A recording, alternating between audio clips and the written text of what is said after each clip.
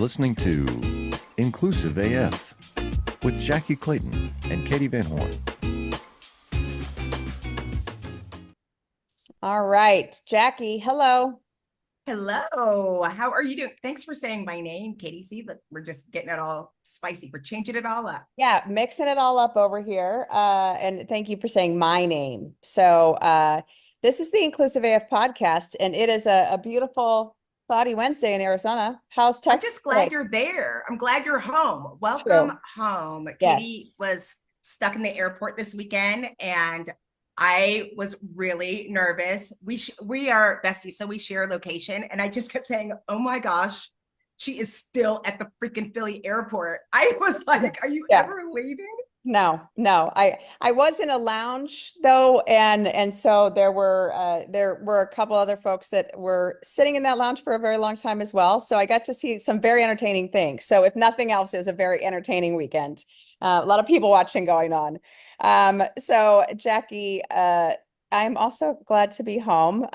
So for those of you who do not follow Jackye on the socials, I just want you to know that my friend Jackye is kind of a badass. She's a true runner now and running every Yes. day, or trying to get some money together for ALS research. So we will put a link in the show notes. So if you are interested in donating to Jackye, we'll let you do that and would ask for any donations there. So yeah, you're a runner. I know. I'm like dropping up groups. I'm joining running groups. I'm like drinking water with lemon in it. I'm being all cute and stuff. It's happening. It's It's real. happening. I love it. I love it. All right. Well, let's just jump right in. So we have a phenomenal guest today. I want to turn it over to her so she can introduce herself, and then we will have some conversations all about Sheryl. So Sheryl, would love for you to introduce yourself to our guests. Oh, you're nice. Well, I appreciate Katee and Jackye. Thank you for having me. My name is Sheryl Daija. I am the founder and CEO of Bridge. Bridge is the first independent DE&I trade group for the global marketing industry. And I guess our mission is to help companies operationalize inclusion as a business practice for growth. So that's who I am. Awesome. Very cool. So when you think about kind of the typical client that you're working with, what are they looking for? What do you do for them? Yeah, so we are, as an industry trade group, we have the kind of unique opportunity to actually bring the entire industry together. So we are a membership-driven organization. So we're not necessarily an agency with clients, but rather an industry group that, kind of coalesces and brings together members. So our members are, and if you if you look at the Bridge board, the companies and the individuals are comprised of Fortune 500 companies, agencies, media platforms, and then obviously, we have a number of different a number of different brands. And then specifically in terms of the individuals, we have a combination of chief diversity officers or chief D&I officers, CMOs, chief marketing officers, and then CEOs. So we fundamentally believe that the change needs to happen at the intersection of DE&I and business. We're very focused on inclusion, for business growth. Obviously, there's a moral imperative to it all, but our kind of focus is on the business imperative. And so we help companies with basically developing best practices for being able to operationalize inclusion. We have a tool that allows companies to actually measure their inclusion maturity across their organization. So we're focused both on the workplace and on the marketplace because, obviously D&I has had a big focus is on talent and what your organization kind of comprises and looks like. We fundamentally believe that DE&I and inclusion in the marketplace is as essential. So how are you, developing your products? How are you showing up in the marketplace, et cetera? Well, I wanted to ask you a question. Our listeners know that I'm always talking about there's a difference when you're looking at it from a business imperative, or you're looking at it inside of an organization versus if you're doing something outside, because everybody's community and pieces are different. And I feel like there has been evidence, especially lately, that there's so much confusion as to what inclusion means. And I did do some research, and I was looking back at your Harvard Business Review and talking about product and Mattel, and it kind of touched me. And I was wondering if you could share a little bit more about like the real impact. This isn't, even though, you know, there's a moral side, there's the other side, but it really equates to actual numbers. And I'd love for you to share a little bit about that. And again, I will put it in the show notes, the link to the Harvard Business Review. Okay, yeah. So I won't repeat then what's in the Harvard Business Review, but I will kind of share a few things with you. So firstly, inclusion is everyone. So well, let's just put that out there. And certainly, you know, the misrepresentation of what DE&I stands for, it needs to be rectified, and hopefully in this new historical cultural moment that we are experiencing over the last 48 hours, our opportunity to take back the narrative is even stronger than it was, you know, just 2 days ago. So more on us from that, by the way. But from the business imperative side, we are actually now, so the Harvard Business Review obviously shows companies like Sephora and other companies who have been very intentional about their inclusion practices in terms of the growth that they've experienced, and, you know, and the success that they've had in the marketplace as a result of that. And then you can look at companies, you know, I often say to brands when so there's a few things that come our way. One is, you know, we're so nervous that we're going to end up on the front page because we've done something wrong. And what I often say to brands is, so IMAX, which is our product, literally shows that there are over 80 business practices in support of building an inclusive brand. I think there might be 8 of those practices or 12 of those practices that are about advocacy. So as a brands don't even have to go as far as advocacy. We've got like 72 practices that they can implement that are all focused on kind of on business impact, right? So my point is there's no excuse not to do it. And then the other piece of it is that we've just announced some research around the business impact of inclusion on purchase intent and on engagement. And what was really interesting about that research is that, so there's a few things. One is there is a difference between diversity and inclusion. Diversity without inclusion is not as impactful as inclusion without diversity. So that's one thing. Diversity and inclusion is the most impactful, and you can actually see 3x increase in your purchase intent if you do diversity and inclusion. And people think, like, you know, at the end of the day, it's like, is this a brand for me, right? Like, does this brand talk to me? So we are seeing some incredible research that now justifies the what we've all known, which is that inclusion has huge impact on purchase intent. And then the other thing that I'll throw out, which is not in the HBR article, but I think is relevant, is that, you know, Fenty exists as $1 billion company because cosmetic companies didn't make cosmetics for Black women, you know, period, end of story. So it's a cautionary tale.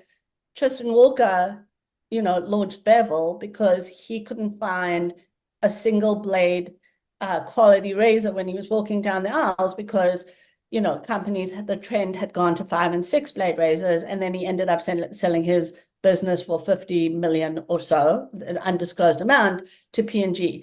So our, you know, message really to brands is that it's a cautionary tale if you're not considering the business impact of inclusion. Love that so much, because, you know, it does equate, but then it also helps tell the narrative of what's going on and the impact. Like there is, and that's what makes it's important, but also to let people know the broader picture of what's really happening. when I moved to Texas from Oregon, and when people ask, why did I move to Waco? When I'm being silly, I'm like, because they don't have hush puppies in Lake Oswego.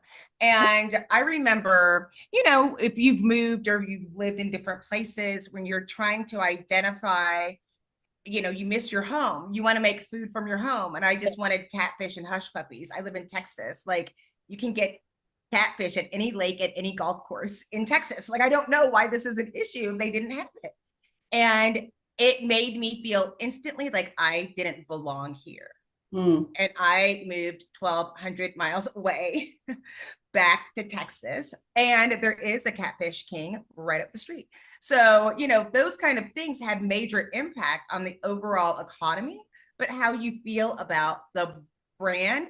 And once you have those experiences and you can free those up where people don't have that as a distraction, they can also do their best work and share within the organization as well. Yeah, I mean, listen, there's $5 trillion in buying power between Hispanic Americans, Black Americans, Indigenous Americans, and Asian Americans. So it's really up to you as a company if you want to tap into that buying power or you don't. I mean, it's pretty simple. I was actually on a panel. I was fortunate enough to be able to go to Cannes, the Cannes Lions Festival of Creativity in June. And I happened to be on a panel with somebody from P&G, and he and I were talking, and he disclosed, so I'm not disclosing anything because he said it publicly, but he disclosed that P&G has analyzed that if they implement more inclusive marketing strategies, that it's a $500 million revenue increase in year one, just in the first year. So that's $1 billion in the second year, right? And it's just, there are simple things that companies can do to tap into those historically unrecognized communities. But you have to do it authentically, right? Like that's the other piece of it is, I think we've gone down a path of, heritage months, which allow companies, and they certainly have a benefit, but we have to be careful that it's not performative and that you're authentically understanding your marketplace, authentically developing products for that marketplace, and then showing up in an authentic way. It's not difficult, but it needs to be done well. Now, I'm going to ask you a question. I'm not going to put you on the spot, and if Yeah, you don't please. know the answer. Yeah. But what you're saying also, in the past week, we saw feedback from John Deere and like Tractor Supply, and I have thoughts around it. I remember early in my practice, I laughed and said, there are some organizations when I first started the industry where I would be like, I don't know how I'm going to be able to implement any DEI. There's some other work that has to be done here first. But you see situations like that. Do you think they too benefit from inclusion, or what do you say to people, organizations like those? Yeah. Oh, well. I know. Yeah. Let's all take a heavy sigh real quick, So I will tell you, I was talking to somebody this morning, and she and I have both now started to get phone calls from companies that want to backtrack on their backtracking. So let's just put that out there, right? And I think, again, it's like, listen, we cannot cave to political pressure when we know that we have an opportunity to do the right thing for our businesses, right? I mean, that's just and like, that's really the most important thing. And so it's for me, very short-sighted what Tractor Supply did and what John Deere has done, because the makeup in this country, the racial diversity in this country is inevitable. It does not matter if a presidential nominee or a governor or the Heritage Foundation, with Project 2025 wants to change what our country looks like. At the end of the day, there is an inevitability to what the country is going to be, right? And so let's just, I mean, if you're a business, and I feel like seasoned executives understand that, like if you're a business, you have to embrace what the country that you're in and what the reality is. I don't care if you believe in the moral imperative. Obviously, I would like for that to be the case. But at the end of the day, there is a business imperative to inclusion. And so it's very short-sighted to, make these far-reaching statements. Because listen, at the end of the day, and I'm going to predict this here and now, Tractor Supply and John Deere are going to have to backtrack because fundamentally they have consumers that reflect a different makeup than the consumers that they're reacting to, right? And it's all, kind of back to your point, Jackye, the misrepresentation around DE&I, right?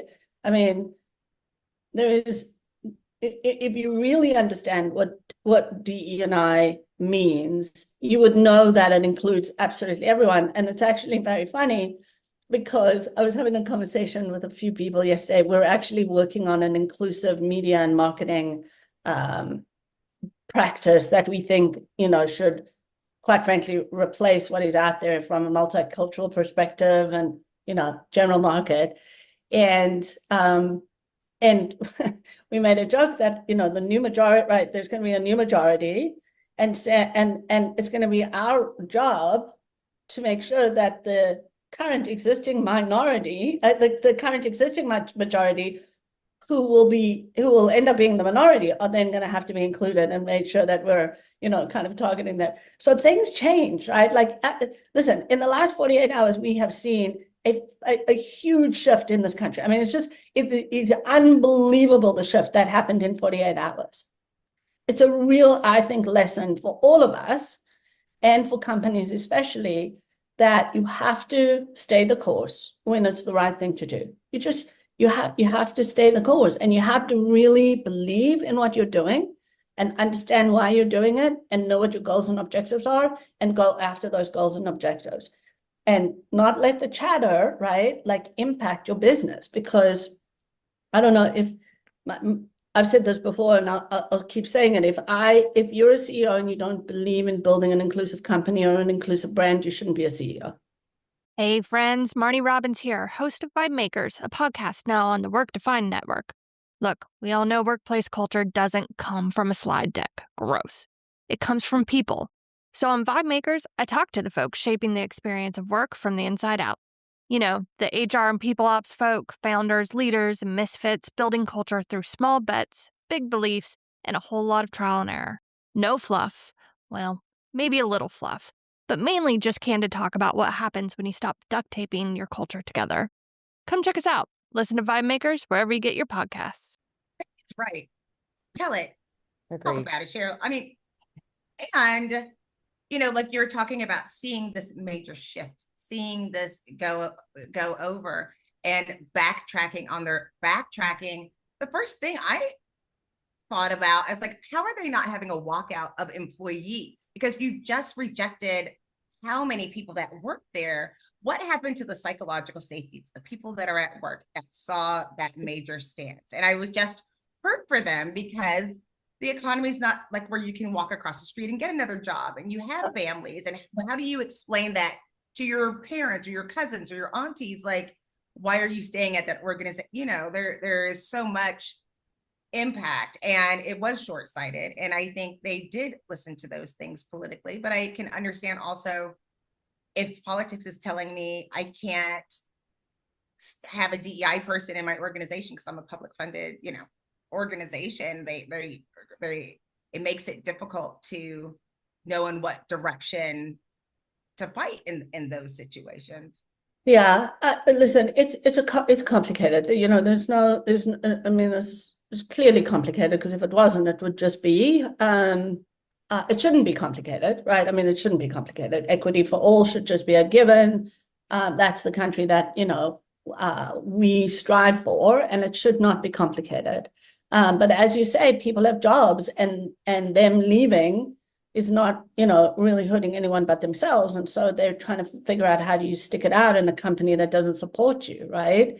I believe that, at some point, this will change. I mean, and again, I don't know, I'm gonna die fighting. I don't know, because it's just crazy. Like, I don't even know sometimes what we're arguing about. I mean, I just don't even know what we're arguing about. We have one of our members is Milk Pep, and they're actually like the USDA, like the dairy, like got milk, right? And I was talking to the CEO there, and she told me that there was it was fascinating. I don't know anything about golf. I don't do anything with golf. But she told me that men, if you play in the P and G, what's it, the PG golf thing, whatever it is, right? Okay, say again. The PGA, right? The PGA golf thing. I've got P&G on my mind. The PGA golf thing that men don't have to pay. But if you're a woman and you play in the women's version of it, you have to pay. Yeah. I mean, listen, it's just silliness. Like, why, right? So, there's just so many things that that don't make sense, right? And we just need to start having it make sense. So the other, I think the other thing is, I understand that there is a reality and there are some people out there that just don't want to see progress. We get that, right? And we also get that they're very well funded and can bring lawsuits against whomever they want because of that funding. But there are absolutely ways to do the work without getting into those kinds of, issues around lawsuits, etc. And by the way, I mean, it's kind of back to, sorry, I'm on a little bit of a ramble here, but it's kind of back to the affirmative action thing, right? The overturning of affirmative action was very squarely about universities, but it had a ripple effect on companies, right? Because they started to get concerned that there were going to be lawsuits, etc. Kenji Yoshino, who's a professor at NYU, talks a lot about, and I'm sure you've heard about him, talks a lot about the work that you can do despite the overturning of affirmative action. There is a lot that companies can still do to become inclusive companies, and from our perspective, that's why we created IMAX, right? Because IMAX focuses on the business. It shows you the business practices that you need to implement, and it gives you a framework on how you do that. And you don't even have to have a DE&I conversation in some respects, right? Not that we don't think you should, but you almost don't even have to, because it's really based on business practices and the opportunity that those offer you. So I have so many questions right now. So I am going to talk about the last 48 hours and ask you a couple of insider marketing questions. So, people are speculating that Joe Biden did a very smart marketing move by announcing that he was stepping down, or stepping out of the race when he did. What are your thoughts on that? Like, what do you personally think? Do you think that was a strategic move, or do you just think it was that happened to be the timing when the decision was made? I mean, like, we don't, nobody knows, right? What I will say is that I hope that that it was very strategic. And if it was incredibly brilliant. Certainly following, the convention that came before, and, I mean, there are a million reasons why it was really good. It was a slow Sunday. There was no news going on. The vice president had the opportunity to just literally just become the news. And I feel like it was strategic because for the first time in a long time, I felt like the Democratic Party all knew what they needed to do to get behind a single person to, kind of win the election.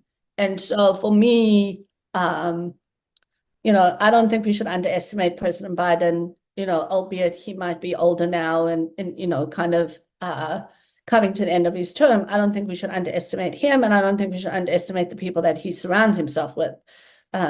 Because, I would imagine, and I don't think we should underestimate our, vice president. I mean, right. So, yeah, I think that it was an incredibly brilliant move. So, and I will say that Bridge is not, obviously, we're not a political organization. But when we are fundamentally being attacked by one candidate, well, then we have to, fight against that attack because it's fundamental to our philosophy, what we believe, and our business. So, so clearly there's an opportunity for us to, to support what's right as opposed to necessarily even kind of political parties. Got it. So, I want to back up to, the around Christmas time and, before then, when companies like Target and a few others got rid of different, like they got rid of some of the Pride clothing and things like this. And, and they obviously had been a company that was pretty staunchly left and progressive and all of these things. So, and even, the examples we just gave about Tractor Supply, et cetera. Do you think that was a political thing where it was, hey, we think that Trump might win, so we're going to now let the wind kind of carry us? Or do you think that was truly just they got that much backlash that they felt that that was the right move to make? Yeah, I mean, again, it's so complicated. We're not in the in their meeting rooms having these conversations, understanding what the impacts are. Target has historically done an incredibly great job, not only, I think, at what I would maybe even consider some of the Pride stuff to be a little bit more performative, but they have created clothing, right, for kids that have sensory issues, so that they feel comfortable in those clothing, in those clothes. They're very intentional about what the in-store experience is, because I've spent quite a bit of time with Target and talking to them, and they're intentional about how they come up with their advertising. I don't agree with their decision because I don't think we should, I think at a certain point your companies have to know who they are, and if they fundamentally believe in supporting the LGBTQIA community, they need to support it no matter who says don't, right? So I personally don't necessarily agree with their decision, but I would, knowing who Target is, and for me, Target's a little bit different than the Tractor Supply, right? They're knowing how committed they have been. They must. One can hope that there was a real business reason for what they did. But again, I would have preferred that they didn't do it, regardless. I think one of the pieces that is very complicated is when people's safety is at risk. And from what I read and from what I learned about that situation, it might have been an issue of their employee safety that kind of rose to the top and was the reason for them making that decision ultimately. In which case you can understand, you might not like it, but you can kind of understand it. So we live in a very complicated time, and our employee safety must come first for sure, right? So, it's unfortunate that people would kind of go crazy about, a T-shirt that shows. It's like, I mean, you don't believe in you don't believe in being gay, just don't be gay. I mean, you just choose differently, right? So, but you don't have to tell somebody else not to be, right? So, but that's why it's so important. Like, I don't work for Bridge, but I think it's so important to have an organization like Bridge, a very detailed, structured format. Like, this is where we're going, because so oftentimes, if you're doing piecemeal work and it's not unclear, it's hard to have a rally behind it. Like, this is who we are, this is what we're doing, this is where we are in this stage, this is what the outcome and impact. And I think that's a primary difference between just a social narrative and a business narrative. Like, understanding, like, no, this is a business plan, we're launching it with strategic expectations at the end of it. And then when you're doing this, it's hard. The metric is hard. It's like, oh, sorry, there was a tweet that went on Thursday, so our numbers are down. It's not right. It is complicated. Yeah, I mean, listen, the IMAX framework puts everyone on the same playing field within your organization, and it shows everybody where you are, right? And it's really, it's not to, some companies are like, well, are you going to share it? Obviously not. This is proprietary to your individual company. And it's really not about naming and shaming. It's about how can we help you develop a strategy that is inclusive, that ultimately brings you business growth. And understanding where you are is always the first step in good business, right? And having data to back that up. The other thing that I would, just kind of I don't know, it keeps coming in my head is that, DE&I practitioners are really skilled practitioners, right?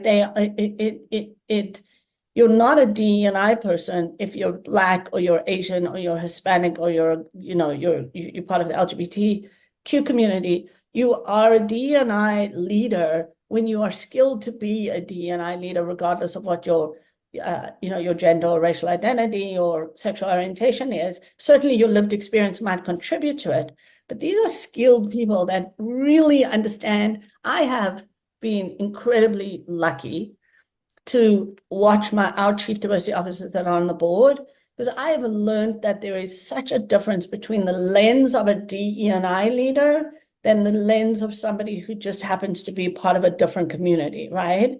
And so we should not underestimate I believe that there are gems within companies, and I have seen the power when marketing and DE&I come together, and that unlock in that kind of collaboration happens.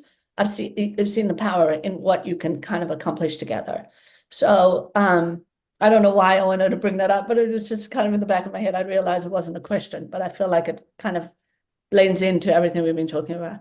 Yeah, I actually that's one of my questions is also, what are some good examples that you have of when companies get it right? So, when you do blend that chief diversity officer, the marketing team, you don't need to name specific brands or anything like that, but what does that look like, and how does that come about? Inclusion is intentional. And so if you bring intentionality, if you're part of the marketing team and you're not talking to your chief diversity officer, I don't believe can be a successful marketer in today's culture and in today's opportunity. So I would really challenge marketers to seek out your chief diversity officers, and I would also challenge the chief diversity officers to understand their business more and not to solely focus on, listen, talent is fundamentally the foundation upon which you can build inclusive companies and brands. But they have a huge opportunity to understand the business impact that they can bring. So, I challenge the people, and I think that's why our board is so incredible, because you literally can just sit there and you can watch the learning that happens between the two different communities, and somehow it just works and it blends. And we have our events that we bring everyone together, and we focus on both what the chief diversity officer's role is and what the CMO's role is in building these inclusive brands and companies. So for me, it's an imperative that there is that kind of collaboration and unlock happening. And I'm actually willing to even to talk about certain brands. So I bring up Sephora because it just is such a great example. Their global chief marketing officer and their chief diversity officer. I don't know. I have a feeling they talk every day because that's the relationship they have, right? And when we're working with them, and they actually piloted the IMAX program. They were one of our pilot brands. They were in such lockstep that they could finish each other's sentences. Like there was nothing where there was there was no disconnect. They fundamentally understood how important that connection was. And as a result of that, they have changed their in-store experiences. They understand who their consumers are. They're doing so many things because of that, as a result of that, collaboration. And there are others with, on our board that kind of have that same unlock. So for me, it's an incredibly powerful and underused, I think, opportunity in companies. Sorry, did that answer your question, by the way? Yes, absolutely. Yeah, that's great. And, I think that the follow-up is, going back to Tractor Supply or other folks. I mean, I think we've had unfortunately way too many examples in recent years of brands that have not included that chief diversity officer or have made a misstep. What is your advice to folks that, you know, once you have that unfortunate misstep or do something that, you know, isn't really supporting the brand or supporting the folks that are your customers and are your, you know, target audience, if you will, what do you do? Optimize your business with a Workforce AI Edge powered by Visier. Make smarter decisions and achieve better outcomes with real-time AI insights delivered to every people leader. Explore more at visier.com. You backtrack on the backtracking. I don't know. Call us. We'll help you. Everybody should reconsider those decisions, absolutely and fundamentally. You should understand what the impact of those decisions are on the business. We have considered reaching out to both Tractor Supply and John Deere, and we'll likely do that to offer our help, because that's why we're here, right? Companies are going to make mistakes. They're going to make missteps. The good companies are those that recognize the mistakes that they've made, and then, you know, figure out how you're going to fix it. You know, and if you don't fix it, well, then, you know, what happens in the future is kind of your responsibility, right?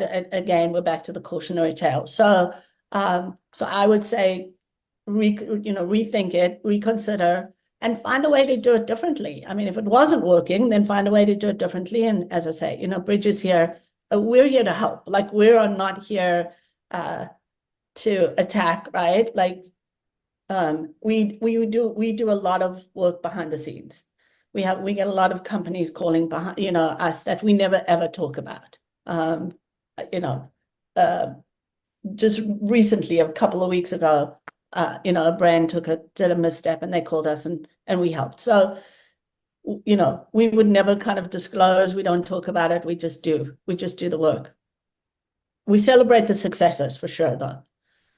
I was gonna say that too, because I was shocked the other day. I think it was Wells Fargo, and you remember the deal with Wells Fargo a couple of years ago, and they had a big major thing, and it was somebody, they wrote this article and they was talking about this award for like a diversity inclusion and all of these things. And I said, well, look at y'all, Wells Fargo.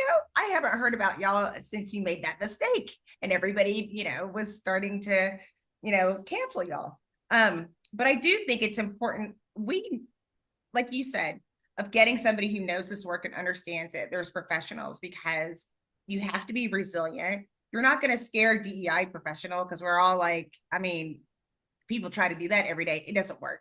And the other part is understanding these scenarios that you can get back and say, when you're ready, look, like, these are the things, this is what we stand behind, but we expect people to make mistakes. Yeah. Just like in any department, there's no different, but it's important, again, to have a plan in the business imperative to be able to push those things forward. I wanted to ask, what do you think what's a common misconception from organizations when they're asking you what they need to do in order to implement one of your programs? Yeah, well, I mean, listen, I think the common misconception about DE&I is that it's about race. So we'll just put that out there, and it's not, right? I mean, we have, which we're learning a lot about is, you know, kind of differences in ability and accessibility and all of that kind of stuff. So we actually start there, and Bridge is going to come out very soon with some definitions. So I'll just sidetrack for 1 second. Bridge is an acronym for belonging, representation, inclusion, diversity. The G is for growth, and then the E is for equity, which is obviously our ultimate goal.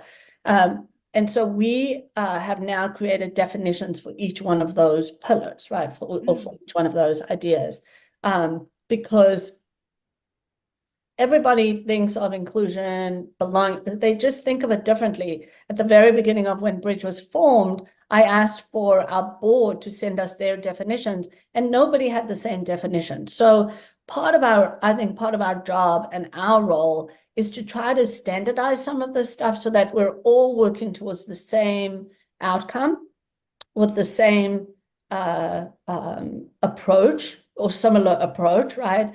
And then we can start to hold companies accountable and measure the success, right? Because then you've got kind of this, your benchmarks are the same, right? Like we're all working kind of with a standard, which is again, part of what IMAX is all about, and with our goal of turning inclusion, quite frankly, into a brand metric. So one is we dispel the notion that DE&I is about race. And then the second one is we talk about the fact that inclusion is not just about workplace practices, but it's about marketplace practices too, or in addition, and maybe even, and as importantly for sure, and that you need to understand what your marketplace practices are in order to build a really inclusive brand and an inclusive company. That's where if you start with that, then you're starting to think about your organization as a whole and not just kind of silo, right? Because I mean, we know, right? DE&I has been kind of like put in a corner over here and told to fix things. And that's not how it works. Inclusion is everyone's job. Every single person in an organization's responsibility. It's not the chief diversity officer's responsibility. They can obviously bring their skill and their lens to what it can look like and how to approach it and the right policies and processes maybe, but it's everyone's job. And, and I think that's one of the things that we are really trying to dispel. It's not a single person's job. Agreed. I think that's, from a culture perspective, it's a, whole idea of, whoever the least inclusive or, the person that's not actually following the culture, that's actually what your culture is. So you need everybody on board, everyone kind of going in the same direction. So Sheryl, would love for you to share a little bit about the IMAX program and kind of what you do with companies that you take through that program. Okay. So I'll give you a little bit of background on how we got to IMAX, because it may be helpful just to kind of ground it. We partnered with an academic team from Emory University, the University of Georgia, and Indiana University. And I have been very fortunate to work with Dr. Omar Rodrigo Villa from Emory University along my career. And I called him and I said, Omar, what do we, now that we're about to launch Bridge, before we launch it, I want to know what is the research that we need in order to help brands build inclusive brands and companies. And so what we really wanted to focus on was understanding what are the business practices that contribute to equities or inequities in the marketplace. We focused our research on the marketplace because we knew that there would be dependencies on the workplace. And there was obviously a lot of research out there already, from a workplace, an inclusive workplace perspective. And so what we did was we interviewed over 50 CMOs, CDOs, and CEOs to understand, from their perspective. We correlated and aggregated other research that was out there. So we had qualitative and quantitative research. And what the research revealed were these 80 plus business practices across the 5 pillars of an organization.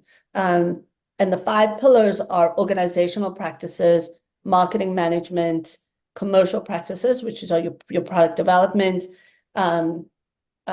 communications, and then advocacy. And if you think of it in a little bit of a different way, it's like, how do you lay the foundation? How do you see your marketplace? How do you serve your marketplace, right, with the products? Then how do you show up in the marketplace? And then obviously advocacy is kind of next.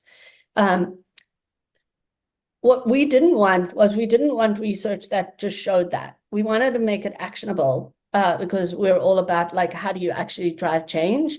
And so we turned that research into an assessment of inclusion maturity. And so IMAX actually stands for Inclusion Maturity Assessment and Capability Building, right? Because it's important to understand where you are, but then it's important to understand what are the capabilities that you need in order to increase your inclusion maturity. And so that's really fundamentally what IMAX is. It's steeped in that research. It is now an assessment that companies can take. It's not a complicated cultural assessment that exists out there that a lot of companies do, where every single person in the company needs to take the assessment, and it takes 2 years or a year and a half to get the things, and it costs a lot of money.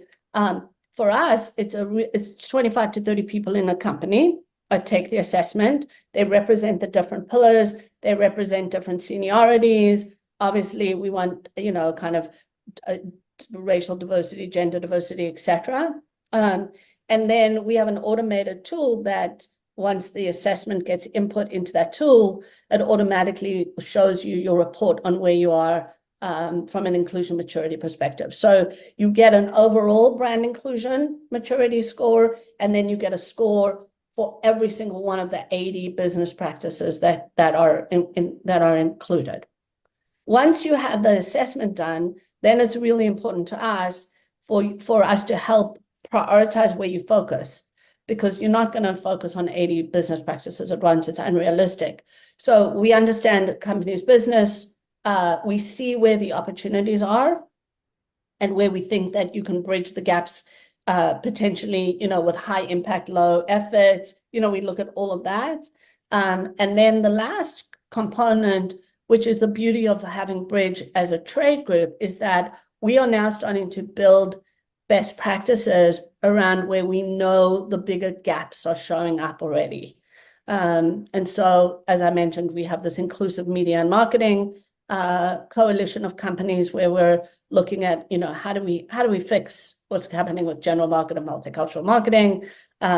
We have our chief diversity officers already working on best practices with talent management and retention and acquisition, gaps. And so, we're only 2 years old, so we have a lot of work to do. But that's how it kind of all comes together, where companies then start to build your capabilities. The other thing that I would just add is that we also understand you can also take IMAX. So there's two things. You can take IMAX both at the company level and at the brand level. So if you're a company that has a portfolio of brands, and it would be overwhelming to do IMAX at the company level, like, for example, Campbell's, they wanted to compare 2 of their brands. And so we can do IMAX at the brand level as well. And what was interesting from Campbell's perspective was that one of their brands was more inclusive than the other, that they, but so they have a core competency in their company, but they weren't applying it across the brands. So they now are, kind of looking at how you do that. So that's the first thing. And then the second thing is we understand that every company is a little bit different. If you're a retailer, you're going to be different than if you're a CPG, right? And so we do kind of modify the assessment to make sure that it applies to your business. Very cool. So my question to you, well, first, how do folks find you? How do they get a hold of you? Oh, you're so nice. Thank you. So I am Sheryl, SHERYL, at wearebridge.com. We couldn't, bridge.com was too expensive as a URL. So I can only imagine. Yes. Yeah. so when we were a startup, there was no way. So we did wearebridge.com. So that's the URL as well. So if you go to our website, it's wearebridge.com, and, feel free to email me, Sheryl at wearebridge.com. So awesome. Very cool. And what are 1 or 2 things that you want to make sure folks heard during this episode? Wow. So, stay the course. When there's no need to panic. Inclusion is good for business. It's good for business growth. Stay the course, figure out where your opportunities are, and then prioritize against those opportunities. And, make a commitment to building an inclusive brand. One of the things that we didn't talk about was the Gen Z population that is absolutely going to demand more inclusion from everything that companies do. So, for me, it's really stay the course. And then I think the second thing is really understand where you are. If it's not through IMAX, do it, figure out some other way to understand. But really understanding what your business practices are that are going to contribute to that potential growth through inclusion is essential. And it's really important to know where you are, to know where you're going, to know where you can go, right? So figure out the data and make sure that you understand it. Awesome. Thank you. Jackye, what you got? Don't be afraid to backtrack on your backtrack. Oh my gosh. Yes. That was what I was Right? going to say. That was awesome. No, Katee, you always make me go first. If you would just go first, Yes, I know. then I can say know. that. But Yeah, sounds good. I love it. Well, and I think for me, the pieces that, when you make a misstep, call you, but then also, making sure that, you are thinking about what is that moral imperative and how does that align to the business imperative and how do you think about kind of all of that together? I think that's something that there is that disconnect. And, you talking about the CMO and the CDO talking every day and, connecting every day, I think that's something that is just, most folks wouldn't think that that would be a critical thing to do, and it absolutely is. So I love that as well. So this has been great. I appreciate you taking the time to chat with us. And again, folks, we'll put some notes in the episode. In the episode notes, we will share the link to her website, all this good stuff, so you can get a hold of Sheryl. And we want to thank you for joining us today. This is Katee Van Horn. and this is Jackye Clayton.